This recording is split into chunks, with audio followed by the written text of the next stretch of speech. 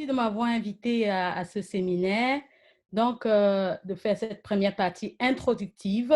Donc, après une brève introduction qui va être encore plus abrégée parce que je crois que Fito a dit presque tout ce que j'avais prévu, je vais entrer dans le vif du sujet en parlant des recommandations belges en matière de diagnostic, les différents diagnostics biologiques qui existent, les différentes méthodes et leurs indications, et pour terminer par la stratégie diagnostique et idéale et une petite conclusion. Donc, le virus SARS-CoV-2 est un virus ARN enveloppé avec un génome très long, ce qui est caractéristique de cette famille des coronaviridés. Donc, il y a cette espèce qui infecte l'homme. Pourquoi est-ce qu'on lui a donné ce nom? Parce qu'il a beaucoup de similitudes génétiques avec l'espèce précédente, le SARS-CoV-1. Et par ailleurs, il est beaucoup plus proche d'un virus de chauve-souris. Il y a 4 protéines structurales sur sa paroi. Et la plus importante au niveau clinique, c'est celle qu'on appelle spike. C'est elle qui permet au virus de se fixer au niveau des voies respiratoires. Donc, le principal mode de transmission, c'est les gouttelettes. Et ça souvient à différents moments lors de différentes activités de notre vie quotidienne. Et ça varie en fonction du niveau de contagiosité, du contact qui a le virus. Donc, après une incubation en moyenne de 5 jours, c'est-à-dire la période où on n'a pas de symptômes visibles, on a, pour la majorité de cas, comme Pito l'a dit, 80%, une infection virale bénigne, mais malheureusement, chez 10 à 20% des patients, on arrive à des pneumonies sévères et d'atteinte d'autres organes pouvant mener à la mort. Et justement, les groupes à risque, c'est les personnes âgées avec les personnes qui ont des maladies sous-jacentes. Et ici, ce chiffre témoigne de cette gravité. Donc, il y a des indicateurs qui sont suivis en Belgique comme dans d'autres pays également. Et qu'est-ce qu'on peut remarquer? Que pour cette deuxième vague, on a beaucoup plus de cas confirmés et surtout, ce qui est inquiétant, beaucoup plus d'hospitalisations et particulièrement dans les soins intensifs. Heureusement, le nombre de décès est plus bas que lors de la première vague. Néanmoins, il reste pour l'instant, ces derniers jours, des signes d'inquiétude parce que ces indicateurs tendent à stagner et on voit même une tendance à une augmentation des nouveaux cas. C'est la raison pour laquelle je prends ma casquette de responsable biosécurité pour vous encourager à respecter toutes les mesures barrières qui sont prodiguées et notamment pendant ces périodes de fête où je sais que ce ne sera vraiment pas évident. Mais il faut le faire pour la santé publique. Donc, on arrive au vif du sujet. Quels sont les moyens dont on dispose pour le diagnostic? D'une part, lorsqu'on est malade, on a une clinique évocatrice. Et puis, cela conduit à quoi? L'atteinte pulmonaire, on peut faire de l'imagerie, donc on a un scanner thoracique qui peut aider au diagnostic. Et le plus important, pas parce que je travaille au labo, c'est la partie diagnostic de laboratoire qui se compose en de tests dits de diagnostic direct ou de diagnostic indirect. Quand parle-t-on de diagnostic direct? Ça veut dire qu'on peut montrer que le virus est bien présent. Et comment est-ce qu'on peut le montrer? Soit parce qu'on va aller mettre en évidence son matériel génétique dans son ARN. Là, on parle de tests moléculaires, le plus connu étant la PCR. On peut rechercher les protéines virales que vous voyez. Et là, on a des tests immunologiques, immunoenzymatiques, immunochromatographiques. Si maintenant on peut voir si le virus se multiplie, on parle de culture virale.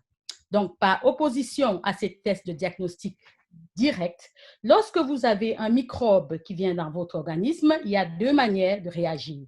Soit une hyperréactivité, par exemple les rhinites allergiques, soit l'organisme produit des anticorps qui peuvent être détectés. À ce moment-là, on parle de sérologie, donc le diagnostic sérologie qui, lui, contrairement au diagnostic direct qui se fait sur le prélèvement respiratoire, va se faire sur du sang. Donc, les autorités sanitaires belges ont pris ces différents moyens, ces 3 moyens de diagnostic qui existent pour pouvoir définir le cas. Donc, c'est ainsi qu'on dit qu'on a possiblement la COVID-19 lorsque on a toute une panoplie de symptômes qui font penser à cette pathologie quand on a exclu d'autres possibilités. Maintenant, ça devient beaucoup plus probable, évidemment, si on le confirme par un scanner thoracique qui est compatible. Et on confirme le diagnostic si on y rajoute un test de laboratoire et de préférence un test PCR moléculaire, et il est également accepté de pouvoir faire un test antigénique. Donc, on va donc parcourir ces différents tests de diagnostic direct qui permettent de confirmer le diagnostic. Donc, je vais les parcourir l'un après l'autre. Et ici, tout ce que vous voyez dans les sous-titres en vert, c'est, si je peux dire, la cuisine du laboratoire, les différentes techniques telles qu'on va les faire au sein du labo pour donner le résultat que vous recevez sur votre protocole. Je ne vais certainement pas rentrer dans ces détails-là, mais le but, c'est de vraiment faire comprendre pourquoi ce test et qu'est-ce que ça donne comme résultat, quand est-ce qu'on peut l'utiliser. Donc, la ROIS des tests, c'est la PCR sur de larges plateformes. Donc, à partir d'un prélèvement, un écouvillon nasopharyngé, ou les alternatives, les prélèvements oropharyngés ou salivaires, on va aller mettre en évidence la présence de l'ARN viral. Donc, ça se fait. Certes, au laboratoire, on a des très grosses plateformes. Donc, ici, il y a les 3 que nous utilisons au LUB qui vont donner un résultat entre 3 et 8 heures. Mais ce qui vous intéresse, vous, c'est quand est-ce qu'on vous donne votre résultat en main propre. C'est de l'ordre de 24 à 48 heures, parce que derrière ça, il y a des problèmes techniques qui peuvent survenir et les laboratoires font face à des pénuries de réactifs. Donc, le test est tellement sensible que, en fait, ça s'explique par quoi? Parce que c'est un peu comme si on a une enzyme qu'on appelle la polymérase qui va multiplier des millions de fois l'ARN viral et pour arriver à des performances exceptionnelles. Et c'est justement ce test qu'on va vous demander de faire pendant les voyages parce que c'est hyper fiable. Et le corollaire de ça, c'est que comme c'est très, très sensible, c'est pas parce qu'on vous dit que vous avez une PCR positive que vous avez un virus infectieux. Ça, c'est le gros problème, le gros challenge qui se pose maintenant à l'hôpital. Et comme vous pouvez voir sur cette récente publication, justement, il y a une période post-infectieuse qui peut aller de quelques semaines à quelques mois où finalement on a un test positif, le clinicien ne sait pas très bien ce qu'il va faire avec, est-ce qu'il faut isoler le malade ou pas. Et c'est justement à cause de cette problématique qu'il y a des tests alternatifs qui sont très bien accueillis au niveau du laboratoire. L'un de ces tests est le test moléculaire rapide qui sont justement, comme son nom l'indique, faits très, très rapidement sur des petits appareils qui sont délocalisables. Donc, on les dépose au niveau des urgences, on les dépose au niveau des centres de prélèvement. Donc, ça, les performances sont presque aussi bonnes que celles de la PCR. On peut l'utiliser pour les patients symptomatiques parce que lorsqu'il dit que c'est négatif, c'est vraiment négatif. Et le gros avantage également, c'est qu'on peut détecter en même temps d'autres virus. Celui que nous avons lu, par exemple, il permet de détecter à la fois la COVID et la grippe. Il y a des inconvénients, évidemment, c'est que ça reste cher, c'est moléculaire. On ne fait qu'un test à la fois. Donc, ça veut dire qu'on va en faire maximum 48 par jour, même si on a beaucoup de monde. Il n'y a pas beaucoup d'appareils disponibles en Belgique et parfois aussi, on est confronté à des soucis de réactifs. Ici, le gros apport de cette technique au sein de nos institutions, c'est que puisqu'on les a mis aux urgences, nos hôpitaux sont très contents de les avoir parce que ça les permet justement de pouvoir gérer les patients, de pouvoir les envoyer dans telle unité ou telle autre, de pouvoir procéder plus facilement à des isolements.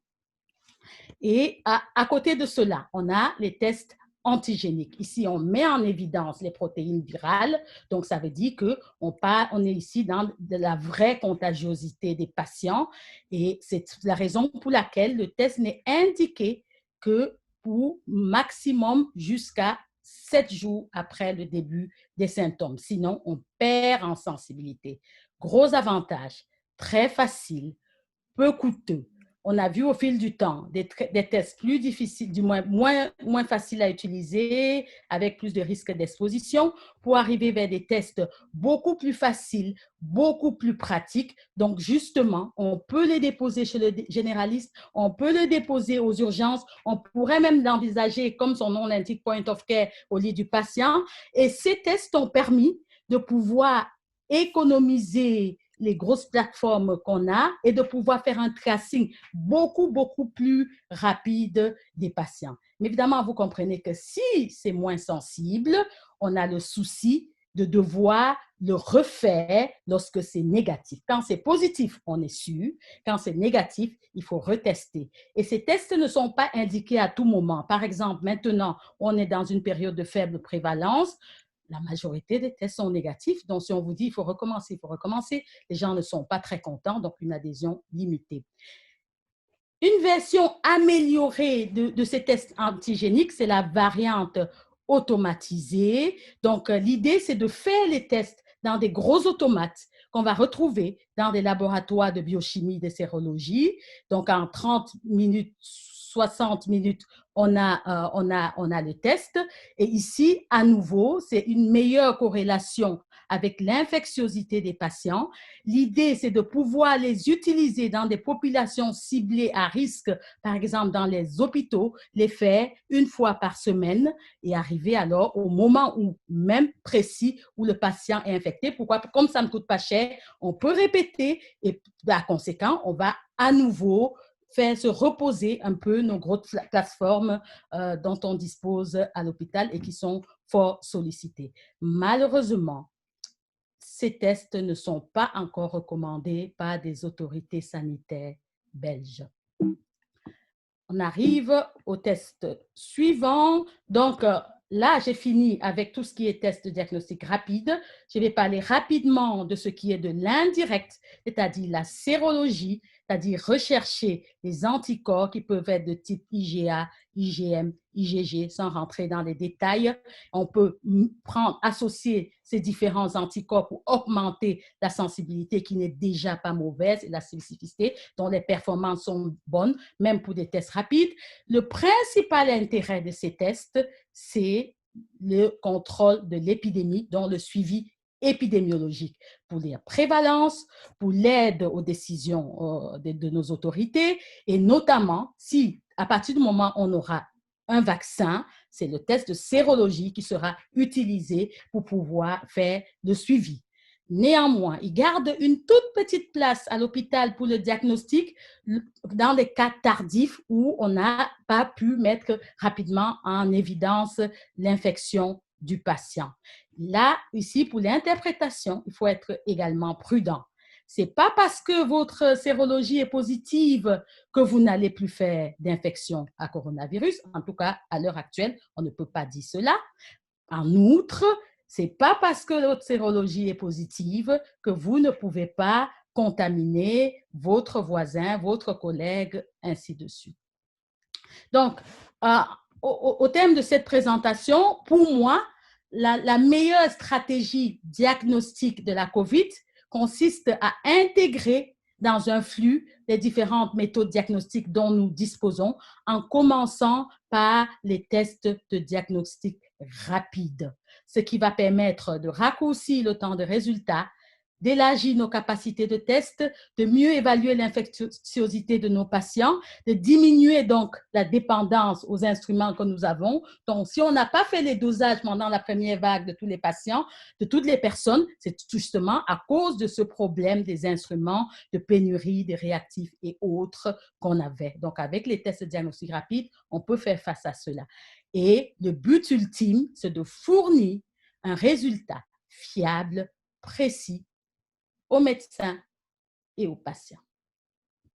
Donc, en conclusion, pour diagnostiquer la COVID-19, il y a des arguments cliniques, radiologiques et du labo qui sont pris en compte. Le laboratoire a un rôle crucial. Donc, dans un premier temps, on a la ROIS, le test de référence, qui est la PCS, le prélèvement nasopharyngé. Mais vu la forte sollicitation, on a des tests alternatifs qui sont les bienvenus, notamment les tests moléculaires rapides, qui sont des puissants outils avec de très belles performances. Et malheureusement, ça coûte cher et c'est peu disponible. Mais on a également des tests rapides antigéniques avec leur variante automatisée, une petite faute. Et là, l'avantage, c'est le faible coût, la facilité d'exécution. Donc, ça va permettre de faire un screening rapide, de pouvoir tracer plus rapidement les patients, même chez les généralistes, dans les urgences. Il ne faut pas oublier qu'ils ne sont conseillés que pour jusque 5, maximum 7 jours après le début des symptômes. Donc, j'arrive à la partie remerciements où, dans un premier temps, je vais remercier mes collègues du laboratoire, notamment Nicolas Nekalota Montesinos, qui m'ont aidé dans la préparation de cet exposé. Je remercie DC Racine de m'avoir convié à ce séminaire et je remercie également les nombreuses personnes qui sont connectées ce jour pour nous écouter. Et je reste disponible après le passage des deux autres orateurs pour répondre aux éventuelles questions. Merci à tous.